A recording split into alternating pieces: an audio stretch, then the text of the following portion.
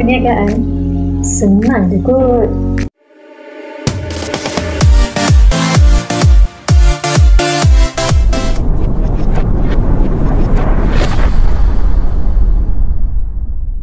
Kejayaan sesebuah perniagaan dipengaruhi oleh pengurusan sumber fizikal dan sumber teknologi yang cekap. Seseorang usahawan perlu mengetahui prosedur mengurus sumber fizikal dan sumber teknologi secara persen bagi meningkatkan kecekapan pengurusan perniagaannya. Hai semua, Assalamualaikum, salam sejahtera.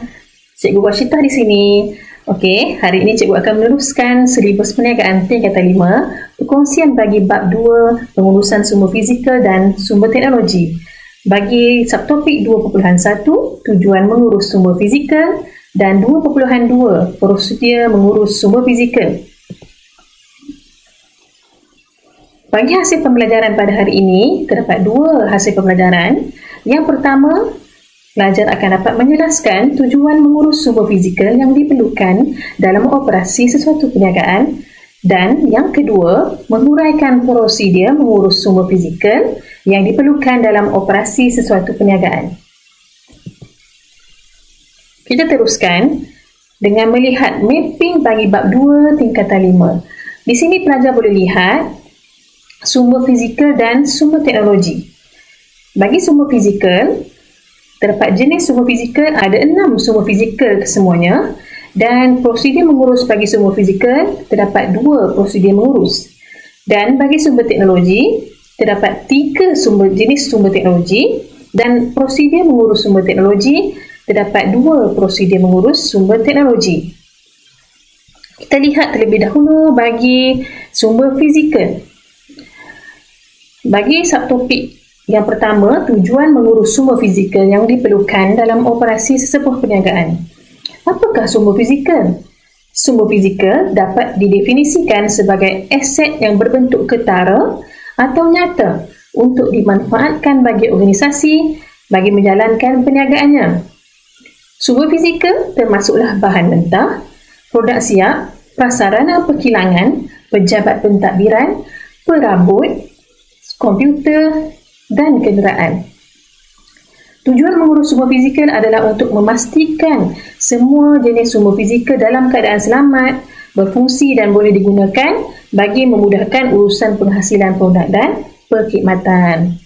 Okay, kita lihat seterusnya jenis-jenis sumber fizikal. Okay, yang pertama kita ada bangunan dan kemudahan. Yang kedua, kilang dan mesin. Ketiga, peralatan teknologi maklumat dan komunikasi. Yang keempat, bahan mentah. Dan yang kelima, stok. Seterusnya yang keenam, produk siap. Seterusnya, kita lihat yang pertama, jenis sumber fizikal, iaitu bangunan dan kemudahan. Bangunan adalah tempat untuk menjalankan operasi perniagaan. Dan kemudahan merujuk kepada kelengkapan infrastruktur yang boleh membantu pengurusan perniagaan. Apa maksud infrastruktur? Infrastruktur adalah pelengkap bagi kemudahan-kemudahan dalam bangunan seperti pejabat, kita ada bekalan air, bekalan elektrik, rangkaian internet, perabot-perabot. Itu kita katakan sebagai infrastruktur ataupun kemudahan. Okey, ini contoh bangunan dan kemudahan.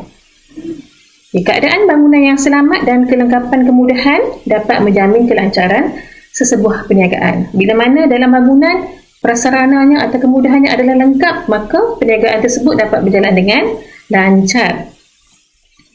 Okay, seterusnya kita lihat lagi, aircon adalah contoh lengkapan dalam pejabat, alat elektrik. Okay, seterusnya kilang dan mesin. Kilang adalah tempat memproses bahan mentah kepada produk siap, manakala mesin merupakan jentera pemprosesan bahan mentah. Okey, contoh kilang dan contoh mesin. Okey, peralatan yang digunakan di dalam kilang untuk memproses bahan mentah dan menukar kepada barang siap. Okey, jadi penyelenggaraan kilang dan mesin penting untuk memastikan pengeluaran yang efektif. Okey, pengeluaran yang berkesan bagi perniagaan yang mengeluarkan barang siap. Kita lihat lagi jenis sumber fizikal. Yang ketiga, peralatan teknologi maklumat dan telekomunikasi. Semua peralatan yang digunakan dalam operasi perniagaan seperti telefon, komputer, mesin cetak dan telefon pintar. Okey, ini adalah contoh telefon pintar. Okey, ini komputer, desktop komputer dan juga laptop ataupun komputer remote. Semua ni adalah jenis peralatan teknologi maklumat. Dan kesemua peralatan ni perlu diurus dengan baik supaya dapat mempercepatkan dan memudahkan urusan perniagaan. Yang keempat, bahan mentah. Bahan mentah digunakan dalam pengeluaran barang untuk menghasilkan barang lain atau barang siap. Okey, contohnya kayu balak. Kayu balak adalah sumber bahan mentah bagi menghasilkan perabot. Dan juga tayar. Tayar bahan mentah asalnya adalah getah. Okey, getah yang baru ditoreh dan diproses menjadi getah scrap. Okey, seterusnya dijadikan tayar. Bahan mentah perlu diurus dengan teliti supaya tidak berlaku kerosakan pada bahan mentah sebelum diproses. Contohnya seperti getah tadi, kita perlu uruskan dengan baik supaya getah tersebut tidak rosak dan tidak merugikan perniagaan. Kita lihat seterusnya yang kelima, stok. Stok ialah barang siap atau barang dagangan yang sedia untuk dijual dan disimpan di dalam stok atau gudang. Stok hendaklah diperiksa secara berkala untuk memastikan stok sentiasa ada apabila dikehendaki. Kita lihat contoh. Ini adalah contoh gudang. Gudang tempat simpanan barangan. Ya? Dan ini contoh susunan di dalam gudang. Okay, disusun di dalam kotak. Contoh stok yang disimpan di dalam gudang. Bahan keperluan seperti gula, tepung, beras. Okay? Gudang juga ada jenis-jenisnya. Kalau belajar lebih lanjut nanti, terdapat jenis-jenis gudang yang digunakan untuk menyimpan stok-stok barangan. Okay, contohnya seperti hasil laut, hasil tanaman. Terdapat juga gudang terbuka yang pelajar boleh lihat di pelabuhan-pelabuhan. Seterusnya yang terakhir, kita lihat jenis sumber fizikal yang terakhir. Produk siap ialah barang akhir setelah siap diproses dan sedia untuk dijual di pasaran. Barangan ini terdiri daripada barang keperluan dan barangan kehendak.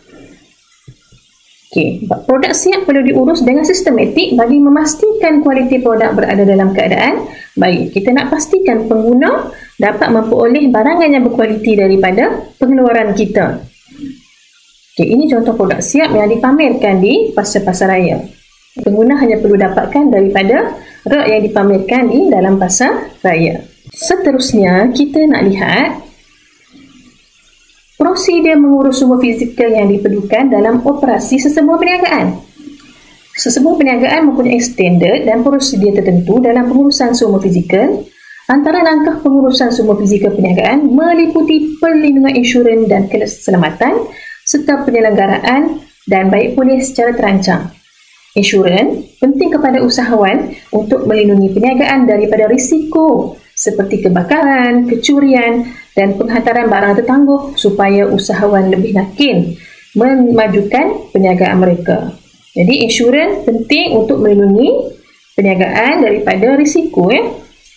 Dan risiko ni dalam bentuk pelbagai. Seperti yang cikgu sebutkan tadi, kebakaran, kecurian, penghantaran barang tertangguh dan sebagainya.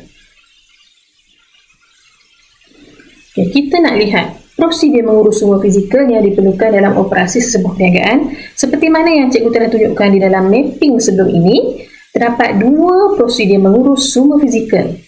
Yang pertama, perlindungan insurans dan keselamatan. Dan yang kedua, penyelenggaraan dan baik pulih secara terancang. Kita lihat prosedur yang pertama. Prosedur mengurus sumber fizikal iaitu perlindungan insurans dan keselamatan. Insurans kebakaran bagi melindungi bangunan, mesin, stok terhilang daripada kebakaran. Risiko kebakaran ni ada di mana-mana. Juga bagi perniagaan. Jadi, perniagaan perlu mengambil insurans kebakaran untuk mengelakkan daripada berlaku kerugian bagi perniagaan. Insurans kecurian melindungi perniagaan daripada kehilangan atau kerosakan akibat rompakan atau kecurian. Jadi, semua aset usahawan akan dilindungi. Selain itu, perniagaan juga boleh mengambil insurans untuk risiko seperti pelindungan wang, penghantaran stok tertangguh, jaminan kesetiaan pekerja dan pelindungan liability awam. Penghantaran stok tertangguh contohnya kita menggunakan perkhidmatan syarikat penghantaran kurier menggunakan kontainer tu. Jadi apabila barang lambat sampai, kita akan dapat mengelak daripada tuntutan daripada pengguna. Jaminan kesetiaan pekerja, kita dapatkan insurans untuk perlindungan daripada pekerja yang tidak amanah.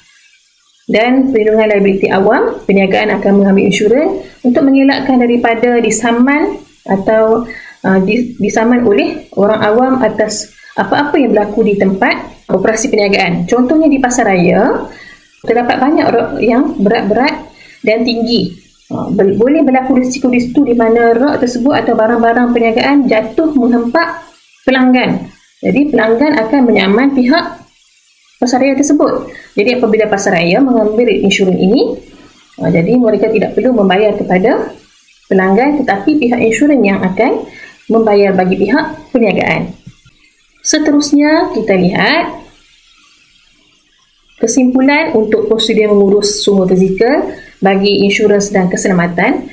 Yang pertama, usahawan yang bijak perlulah mengambil insurans yang sesuai bagi perniagaannya, bagi mengelakkan daripada berlaku kerugian.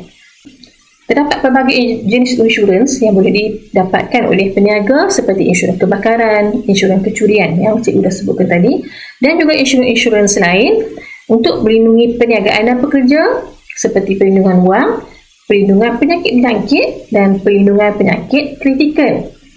Dan memastikan bangunan dan kilang dilengkapi dengan alat pemadam api, kamera litar tertutup, alat penggerak dan mempunyai laluan keselamatan ataupun laluan kecemasan. Dan seterusnya pengendalian mesin dan piawaian. Pekerja perlulah mempelajari cara-cara menggunakan mesin dengan betul dan perlu dipastikan semua mesin memenuhi piawaian keselamatan.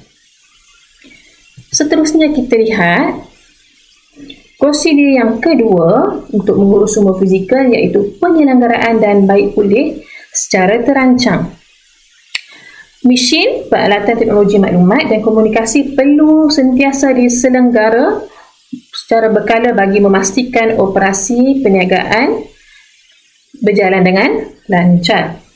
Pengurusan baik pulih peralatan perlu sentiasa dirancang bagi memastikan jika berlaku kerosakan dapat diselesaikan dengan segera untuk memastikan perniagaan berjalan dengan lancar. Seterusnya kita lihat prosedur mengurus sumber fizikal iaitu untuk penyelenggaraan dan baik pulih secara terancang. Yang pertama, penyelenggaraan dan baik pulih secara terancang ni adalah gabungan tindakan teknikal dan pentadbiran untuk mengekalkan atau memulihkan sumber tersebut supaya dapat berfungsi dengan baik.